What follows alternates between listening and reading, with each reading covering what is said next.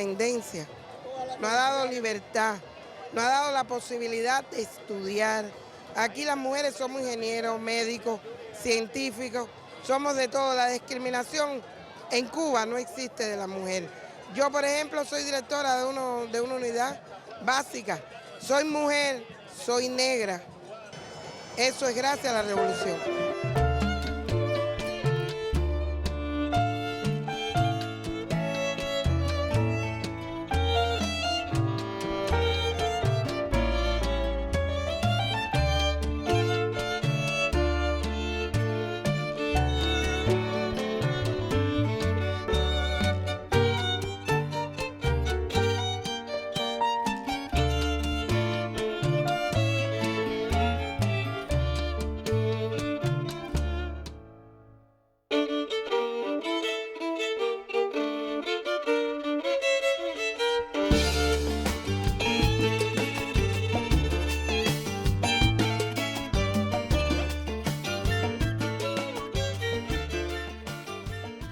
Lucía, el realizador cubano Humberto Solás, es también una interesante aproximación a cómo las mujeres han marcado la construcción de la nación. Tú sabes que la historia generalmente se cuenta desde los triunfadores y desde los varones, porque la historia muchas veces se cuenta solamente desde las guerras y los conflictos. Y hay muy pocos libros de historia donde se hable de los espacios de resistencia y más de resiliencia, ¿verdad?, que han permitido que los pueblos logren importantes victorias. Sin embargo, Lucía es una película que hace un aporte tremendo a entender cómo las cubanas fueron un elemento sustancial en la construcción de la nación, precisamente desde sus saberes.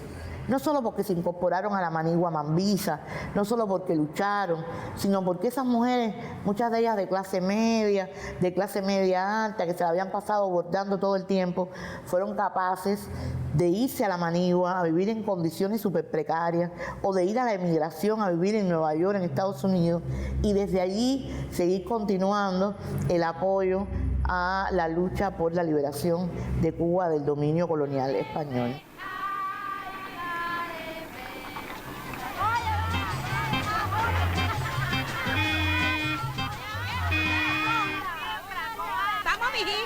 ¿Cómo te demoraste? Si esto ahora no te quiero ver con el maridito acostado en la cama. Y eso que ustedes no saben que dice mi novio, que el día que me case, esta que está aquí no pega el lomo, ¿saben? Imagínate, ¿yo qué le voy a hacer? ¿Y tú qué estás diciendo? Que él dice que no puedo trabajar más. ¡Que trabaje! ¡Que trabaje! ¡Que trabaje! Aide Santamaría era una persona muy sensible, es decir, pocas personas conocen que solo llegó hasta 6º grado. Y con 6º grado fue una mujer que fue capaz de reunir a intelectuales, artistas, de conversar, porque su sensibilidad era muy grande. Aide era una mujer que sabía amar mucho, amaba todo y lo hacía con pasión. Este es el lugar donde Aide Santamaría desarrolló su primera gran batalla. El ataque al cuartel Moncada. Desde el Hospital Civil, el grupo que asalta al Moncada es el que apoya el asalto al Moncada. Y esta fue la primera gran batalla de Aide. Después del triunfo de la revolución, fue capaz de crear una de sus obras más grandes, Casa de las Américas. Hoy no se puede hablar de Casa de las Américas si no se habla de Aide Santamaría. Hoy Aide Santamaría camina por Casa de las Américas. Fue capaz de aglutinar a lo mejor de la intelectualidad latinoamericana. Dio a conocer la revolución cubana entre los intelectuales latinoamericanos, cuando una revolución que estaba asediada y ella fue capaz de unir, pero además fue capaz de sentarse y de ser una intelectual más, que todos la respetaran no solo por su historia, sino por su inteligencia, por su madurez, por su sensibilidad. Yo solo puedo imaginar qué sería de mi familia sin la revolución. Mis abuelos eran campesinos. Cuando triunfó la revolución, mi mamá tenía 7 años. Y entonces ella se formó gracias a... Ya mi papá sí, al inicio de la revolución, se fue a alfabetizar y pudieron después los dos llegar a estudiar en un pedagógico y hacerse profesores. nada, me hubiera enredado, me hubiera casado a los 14 o 15 años, como tantas mujeres, me hubiera enamorado de cualquier guajiro, me hubiera llenado de hijos y no hubiera estudiado y hecho nada. Bueno, mi mamá ha sido un ejemplo de ser humano para mí, un ejemplo de mujer.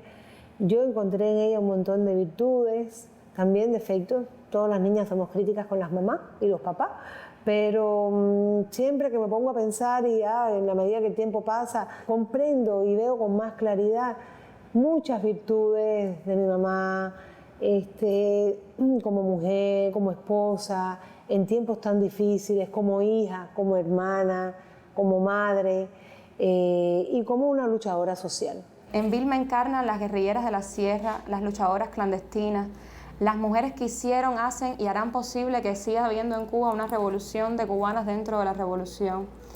En Vilma encarnan también todas aquellas y todos que cada día convierten en realidad los sueños con ese trabajo cotidiano. Fueron las mujeres las que se acercaron a Vilma, porque Vilma siempre resultó ser una extraordinaria líder, y ellas se acercaron a Vilma para decirle: hace falta crear una organización de mujeres para poder participar de la obra de la revolución. Y Vilma se lo plantea al comandante en jefe. La federación fue creada por las mujeres, por decisión de las mujeres ya en el año 59. Y fue sencillamente con un afán, con un interés de participación. Las mujeres habían participado, muchas mujeres, en la lucha, en las montañas, en las ciudades, en la clandestinidad. Ahora el resto de las mujeres, al triunfo de la revolución, con aquel llamado de Fidel desde Santiago de Cuba, antes de emprender la marcha para La Habana, a tomar ya Colombia, fue un discurso tan claro que las mujeres identificaron esa revolución como su revolución. Y empezaron desde ese propio año 59 a organizar lo que nosotras le decimos delegación, que es nuestra organización de base, es donde están nuestras mujeres, nosotras le decimos nuestras federadas.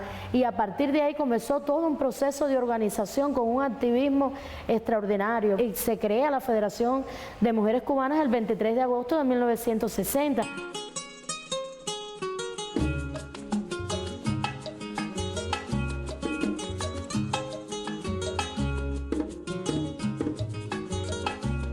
La cultura es la verdad que el pueblo debe saber, para más nunca perder su amor por la libertad, que no se quede nadie sin aprender.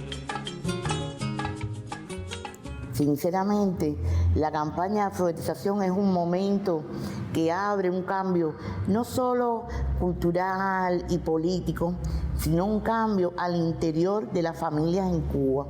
Porque hasta ese momento las mujeres estaban en el seno del hogar. Incluso las mujeres que hacían trabajo remunerado eran en oficios generalmente que reproducían lo que hacían en el hogar. Enfermeras, maestras, algunas secretarias, pero realmente pocas mujeres trabajaban en el espacio público, en el espacio remunerado. E incluso la labor de educación en aquel momento, llevar a las mujeres a las aulas. Y la labor de alfabetización, eso de que cada mujer que supiera leer y escribir le enseñara a su vecina, que fueran en las zonas campesinas, en las zonas de montaña, que había tanto analfabetismo. Un ejemplo básico que tiene que ver con la educación y que de alguna manera es uno de los ejes transversales de la lucha del estudiantado en la región, tiene que ver, por ejemplo, con la lucha por la alfabetización de millones de personas en el continente. Estamos hablando de seres humanos que no saben leer y escribir. Y todavía entonces hoy vemos que es una realidad muy diferente a la que se vive en muchos países de la región. Sigue siendo la educación un privilegio y las y los estudiantes, incluso a través de la OCLAE, se sigue buscando en esa lucha constante de que la educación se pinte de pueblo, como decía el Cheno, que la universidad se pinte de negro, de blanco, de mulato, de obrero, de campesino y también de mujeres. porque esa es una de las diferencias de alguna manera también que existe entre Cuba y muchos de los países de la región. Cuando uno analiza la cantidad de jóvenes que pueden acceder, de mujeres que pueden acceder a la educación superior en Cuba, el número es superior al de hombres, y eso es una realidad diferente en muchos de los países de América Latina y el Caribe. Y no solo desde el punto de vista de la educación, sino también luego eso tiene su repercusión en el propio mundo laboral, donde todavía las mujeres en el continente siguen siendo discriminadas. Vamos a mostrarles un laboratorio, ¿no? Sí, entonces tenemos por delante realmente muchos retos, pero tenemos muchas herramientas para enfrentar los retos. Tenemos un potencial científico muy importante. Le diría, este centro tiene alrededor de 1.400 trabajadores. El 52% somos mujeres. De las que ostentan grados científicos, el 52% somos mujeres. De las que tienen algún nivel de responsabilidad, el 45% somos mujeres. O sea que realmente tenemos una presencia muy importante. Tengo entendido que en la ciencia cubana alrededor del 60% son mujeres. Eso quiere decir que a partir de un momento determinado las mujeres fuimos llenando las aulas universitarias. Al presidir la OCLAE tuve la posibilidad de participar en un congreso de estudiantes en Colombia, de la asociación, la ASEU, que es la Asociación Colombiana de Estudiantes Universitarios. Y allí, al terminar una de las sesiones de trabajo, se me acerca una muchacha que me empieza a preguntar, a indagar ella sobre la revolución cubana, sobre Cuba, la realidad que se vive en este país. Y recuerdo que en medio de la conversación ella hace una pausa y me dice, así a bocajarro, ustedes son privilegiados y a veces no se dan cuenta. Y yo me quedo así y ella continúa y me dice, mis padres, si tú ahora puedes tener mañana puedes tomar la decisión de tener una familia, de tener un hijo o una niña, y no tienes que preocuparte por la cantidad de dinero que tienes en tu cuenta bancaria para garantizarle a ese niño o a esa niña su acceso a la educación o a la salud. Desde niña escribía poemas, y desde niña pintaba, y desde niña montaba obras de teatro, recitaba, y yo creo que fue como que nací para eso. Yo sí tengo que creer en que hay un toque del espíritu para tú inclinarte por algo de eso, y de todas maneras artista iba a ser. Sí, tenía la oportunidad, que la tuve, porque si no hubiera sido por lo que sucedió en el 59, yo no hubiera tenido la menor oportunidad, porque en medio de un campo de ese tipo, con padres campesinos, yo siendo la mayor, que tuve que criar a mi hermano más chiquito y ayudar a mis padres en el campo y a mi madre a trabajar y todo, no hubiera tenido la menor oportunidad.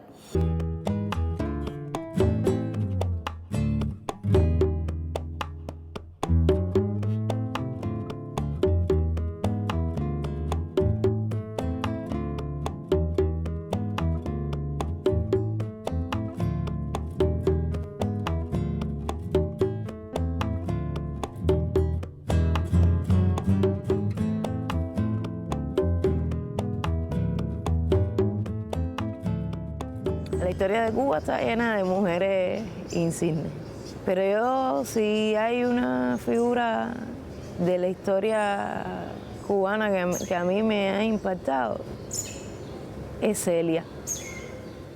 Celia logró llevar desde la Sierra Maestra y después en la construcción de la sociedad el concepto de pueblo, el concepto de que la revolución no son los líderes de la revolución, sino que es el pueblo. Celia era una persona muy importante en la Revolución Cubana. Fue capaz de construir toda una red en Manzanillo, donde ella era, para apoyar lo que estaba ocurriendo en la sierra, y realmente con mucha inteligencia, con mucha humildad.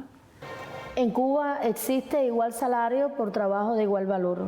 Eso es uno de los derechos conquistados y que está refrendado así en la legislación cubana. Me crié con mis abuelos paternos en una familia muy humilde, en la que tuve la suerte de que mi abuela fuera una ama de casa clásica, de las que siempre trabajó en casa y servía el café y ponía el baño.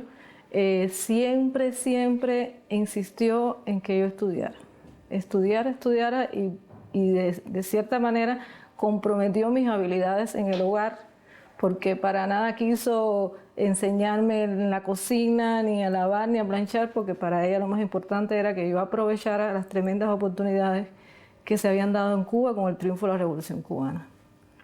Y solicité entonces ingresar al Frente Biológico para estudiar bioquímica.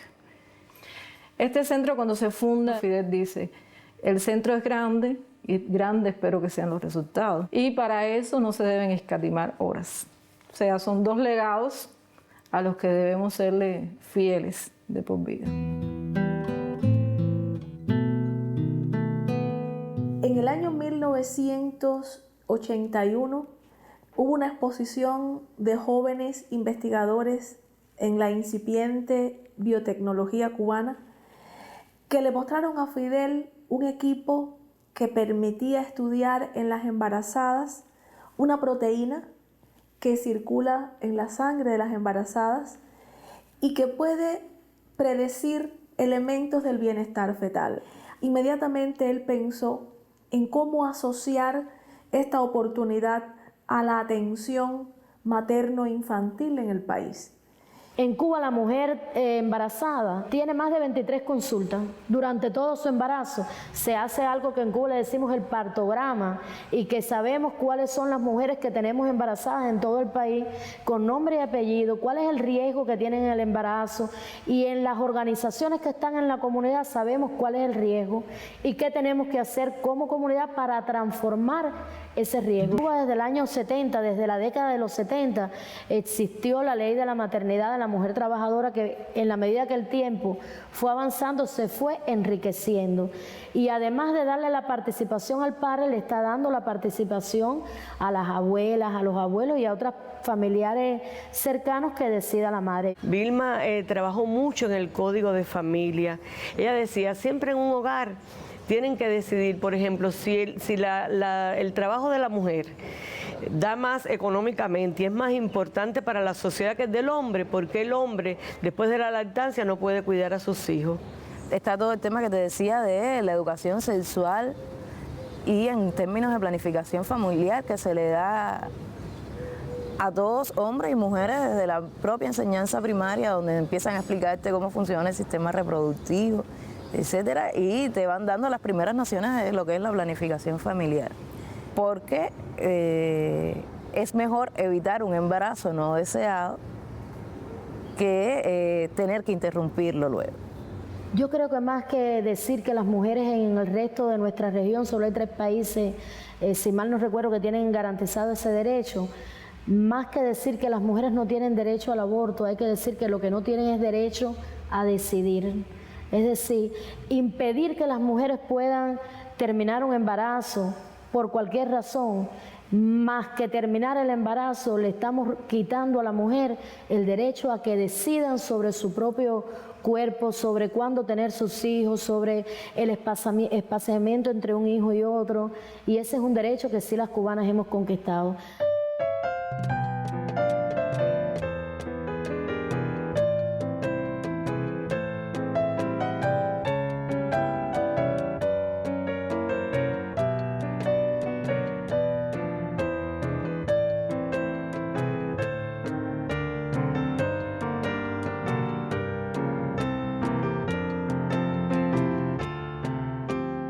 Y Vilma es una mujer que tiene una luz larga.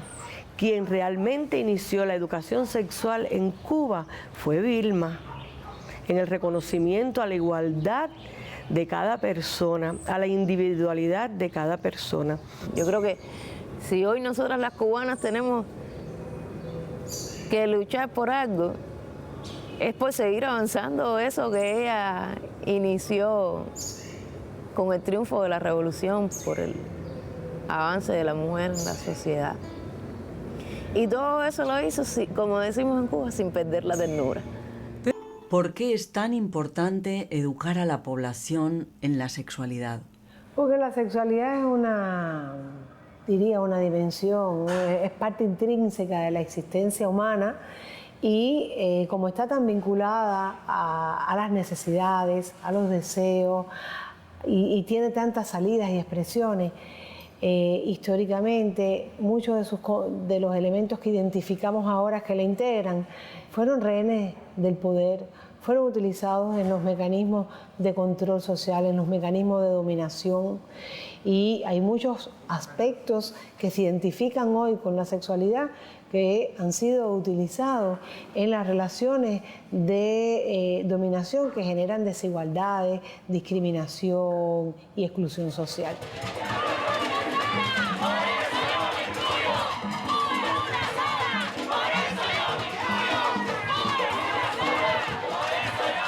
Yo soy madre de una trans y he vivido momentos duros con mi hija porque veo que la agreden, se burlan y bueno, ella pertenece al CNC. Gracias a esta organización ha mejorado mucho esta situación.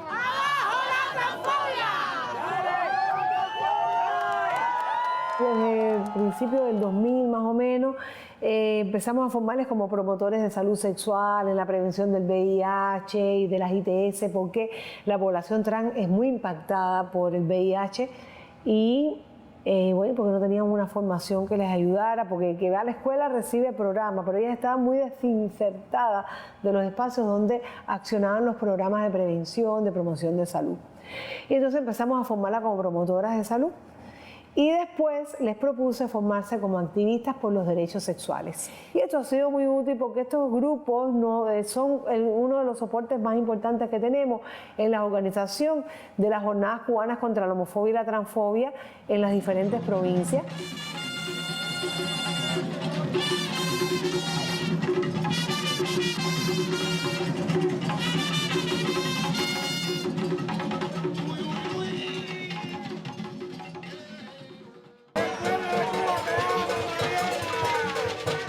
Todos los espacios sean para todas las personas. No queremos reproducir la tendencia a crear los guetos, a crear el espacio del barrio gay o barrio LGBT, si es que también le llaman así, porque yo no creo que haya que distinguirlo como si fuese el barrio de las mujeres y el barrio de los hombres, el barrio de las personas negras y el barrio de las personas blancas. No sé, no me parece que debamos seguir contribuyendo a la segregación.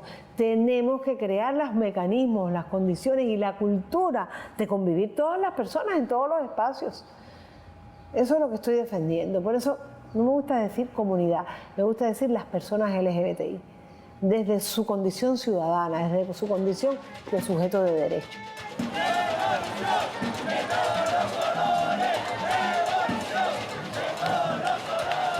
Socialismo sí, homofobia no.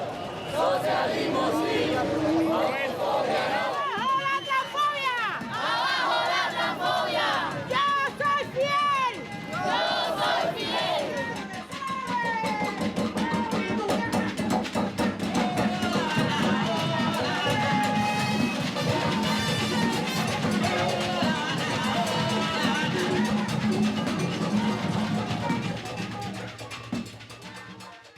Hasta donde ese trabajo que estábamos hablando antes con la mujer en los primeros años de la Revolución llegó realmente a enraizarse, ahí yo creo que sí, que la mujer cubana no se deja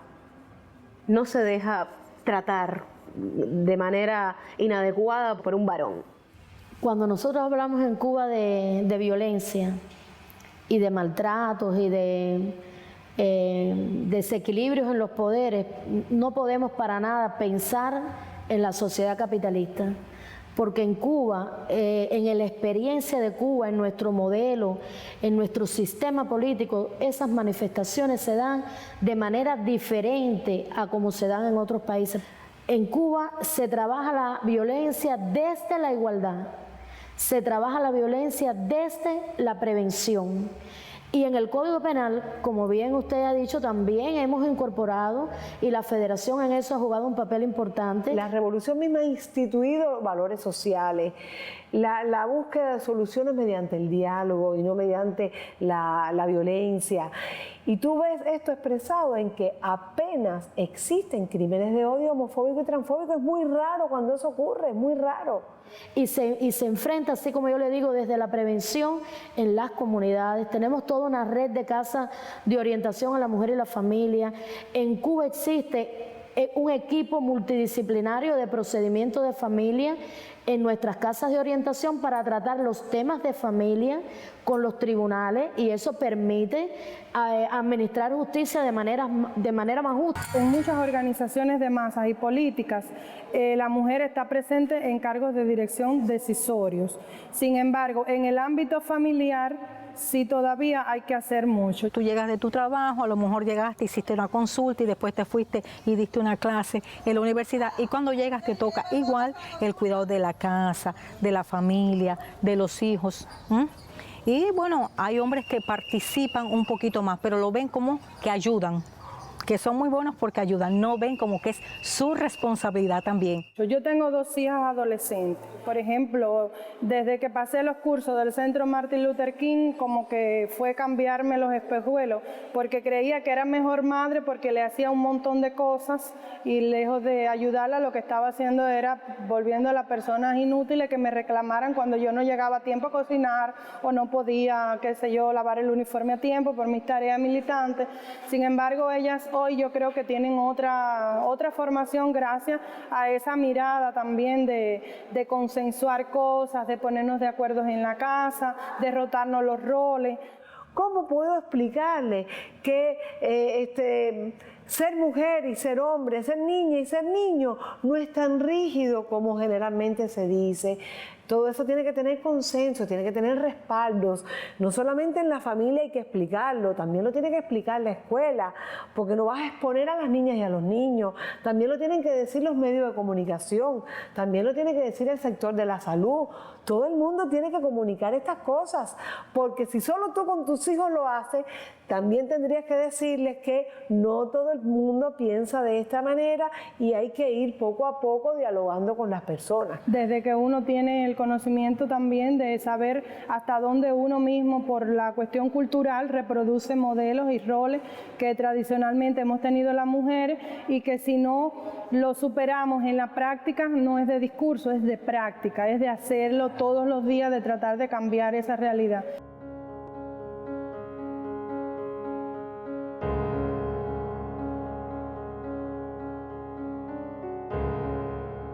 El bloqueo está presente en todos los aspectos de la vida del pueblo de Cuba. La gente a veces no es consciente de cuán amplio es el manto del bloqueo, porque la mujer sigue siendo el eje del hogar. Entonces lo que pasa con los niños le afecta, lo que pasa con los adultos mayores le afecta, lo que pasa en su centro laboral le afecta. Lo que pasa cuando sale a la calle y tiene dificultades con el transporte público. Todas las aristas están presentes en el impacto del bloqueo en la vida de la mujer. Vamos a darte un ejemplo más ilustrativo. Un frasco del reactivo alcanza para 3 embarazadas y Cuba paga por él $75. En Estados Unidos, ese frasco igual para 3 embarazadas vale $27. Por tanto, Cuba lo paga 3 veces, casi 3 veces más caro que lo que lo paga un laboratorio norteamericano. Hacerse la prueba en Estados Unidos vale $1.250, sea que lo pague el seguro, sea que lo pague la persona. Hacerse la prueba en Cuba es gratis. Sin contarle que en muchas ocasiones hemos tenido proveedores o que nos han estado vendiendo una determinada materia prima y han sido captados por un proveedor norteamericano con el fin declarado de bloquearnos la posibilidad de seguir comprando esa materia prima. O sea, solo la voluntad política de un gobierno de entregarle al pueblo ese derecho humano que es inalienable, que es el derecho de la salud, es lo que puede explicar ese sacrificio tan extraordinario. Que lo que pasa es que el bloqueo también reafirma en nosotros la fuerza, o sea, nos reafirma de que si podemos, si tenemos ideas innovadoras, si podemos tener patentes y demás, tenemos que hacerlo, porque es un deber que tenemos con nuestra revolución, con nuestro pueblo, de que toda esa formación que se invirtió en nosotros, en los recursos humanos, tenemos también que devolverla de alguna manera. Nosotros sabemos que mantenemos la misma posición y la misma postura que ha caracterizado al pueblo cubano durante todos estos años, que por ser jóvenes no vamos a cambiar toda esa historia que nos ha antecedido, al contrario, somos las nuevas generaciones quienes tenemos la encomienda, el compromiso y la disposición, la voluntad también de continuar con este proceso de revolución en Cuba.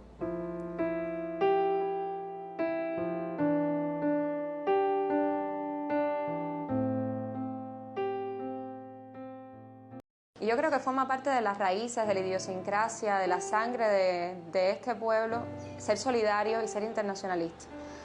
Por tanto, yo no creo que podamos decir que nos identificamos más o menos con una lucha en particular, sino que donde quiera que haya una causa justa que defender, un principio justo por el cual se esté luchando en cualquier parte del mundo, ahí va a estar el corazón de la revolución cubana, del pueblo de Cuba y por tanto de las jóvenes, de las mujeres, de las estudiantes cubanas. Sí, mira, hoy Cuba presta colaboración médica a más de 60 países en el mundo y la mayoría del personal de la salud que está en esas misiones son mujeres.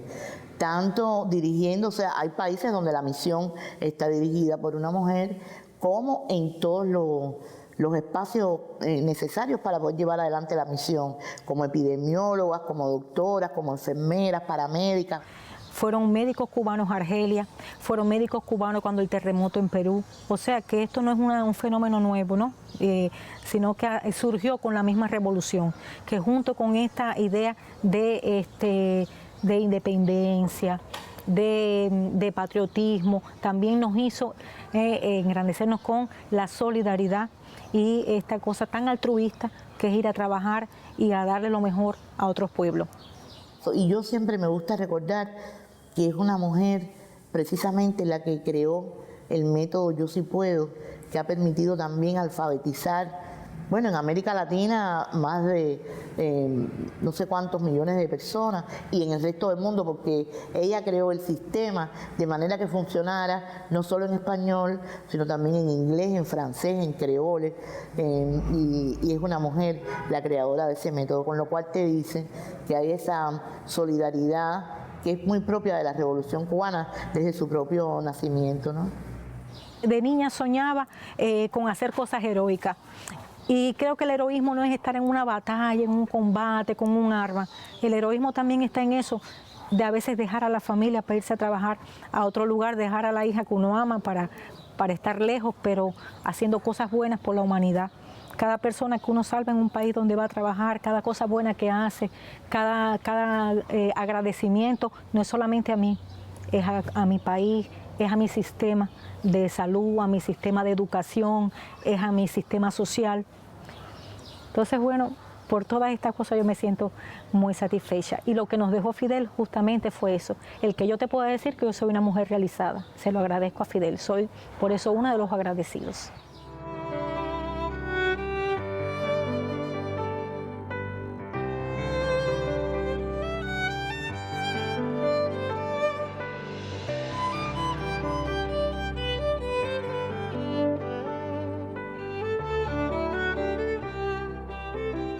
Fidel lo decía cuando entró en Santiago de Cuba el 1 de enero del 59, en ese discurso histórico, él decía que las mujeres eran oprimidas por ser mujeres, por ser obreras y por ser negras. Fíjate qué importante, porque eso lo vamos a decir después en movimientos feministas a finales de los 60, las feministas afro-norteamericanas que no se reconocían dentro del feminismo liberal blanco, y sin embargo, él, sin tener por supuesto una conciencia de género, sino desde su profundo pensamiento humanista, se daba cuenta de cómo la discriminación es multidimensional, ¿verdad? Y cómo se va solapando en diferentes prácticas que ni siquiera a veces somos conscientes, pero que está presente. Me parece, por ejemplo, muy interesante que Fidel llega a decir en el segundo Congreso de la Federación de Mujeres Cubanas: tendrá que llegar el día en que haya un partido de hombres y de mujeres, fíjate, y que se dirija el partido hombres y mujeres. Incluso un tema tan controvertido como el tema del sexismo en el lenguaje, Fidel también lo señala en uno de sus discursos. No dice sexismo en el lenguaje, pero dice, el lenguaje también discrimina, y discrimina a las mujeres. Cuando cada uno de los cubanos en un acto dice yo soy Fidel, eso tiene un significado grandísimo. Yo soy Fidel porque yo soy continuidad de sus ideos.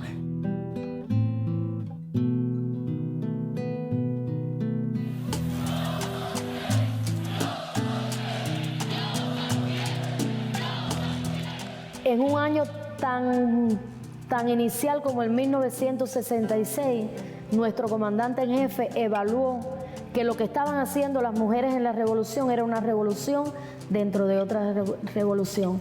Y no se puede hablar de la historia de Cuba, no se puede hablar de la revolución cubana si no se habla del papel protagónico que han tenido las mujeres en todos los frentes de la vida. Y siempre presente lo que decía Fidel, que un mundo mejor es posible. Y yo creo que el mundo mejor lo podemos hacer las mujeres, desde nuestras casas, desde nuestros vientres, de la forma que tengamos de amar y de educar a nuestros hijos.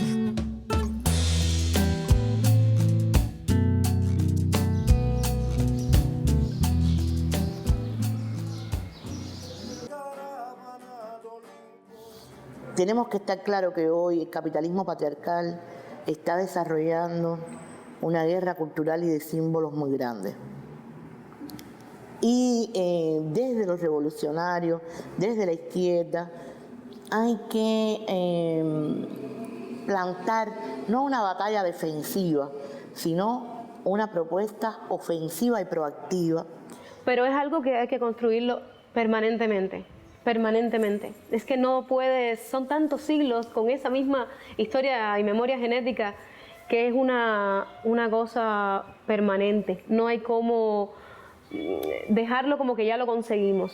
Lo más interesante es que en una lectura detallada de dos novelas cubanas que se escribieron entre el 2014 y 2015, he encontrado los mismos estereotipos que en las novelas abolicionistas del siglo XIX. Las mujeres negras y mulatas son símbolos sexuales, sus cuerpos tienen un discurso de sensualidad desbordante. Los hombres, por supuesto, son infelices víctimas que caen bajo la nefasta influencia de todos esos atractivos físicos. Estas lecturas me han convencido de la larga data que tienen los estereotipos socialmente construidos y de lo importante que es para la sociedad librar una guerra en el terreno de la subjetividad, en el terreno de los símbolos, para ir extirpando, por decirlo de alguna manera, esos estereotipos. En la música a diario tenemos la interferencia de que cuando vas a salir a trabajar, la preferencia es por este tipo de música, el reggaetón. Primero, es un fenómeno que está abatiendo la buena música, porque es un ritmo tan contagioso que mueve a las masas.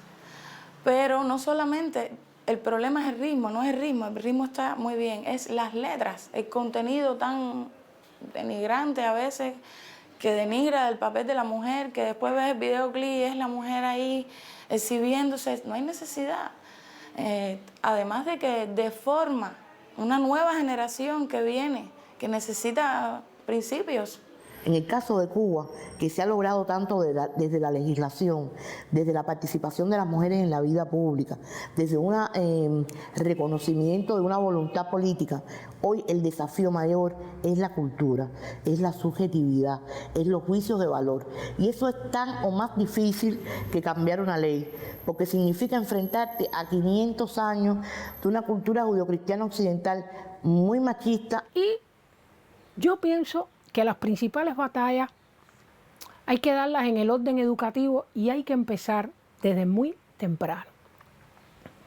Porque lo cierto es que muchos niños, cuando llegan a los primeros grados de enseñanza, ya tienen algunas apreciaciones sobre este tema de los colores. Nosotras trabajamos también en las escuelas pedagógicas, en las universidades pedagógicas, que es donde se forman las futuras maestras y maestros, y ahí también trabajamos los temas de igualdad, de equidad. Dice Rosa de Luxemburgo, que a mí me encanta, el socialismo no es un problema de cuchillo y tenedor, es una profunda revolución cultural. ¿Qué quiere decir eso? Que el socialismo no es solo cambiar las relaciones productivas ni los modos de producción. No es solo distribuir la riqueza de otra manera en la sociedad. Es sobre todo cambiar la concepción de las relaciones humanas.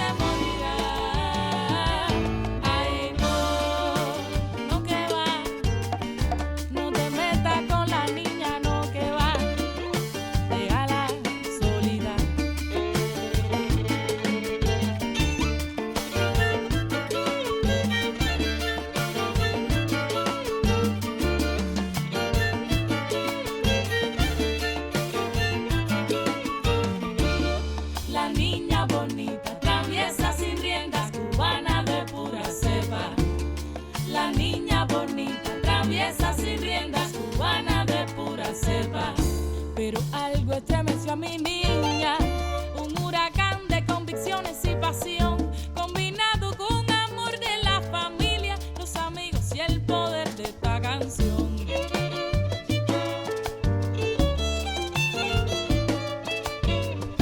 Y viviendo esta naturaleza de haber nacido en tiempo de revolución, de ver las artes como un diamante, el más gigante motor impulsor. Pero si hay un tropiezo que sirva de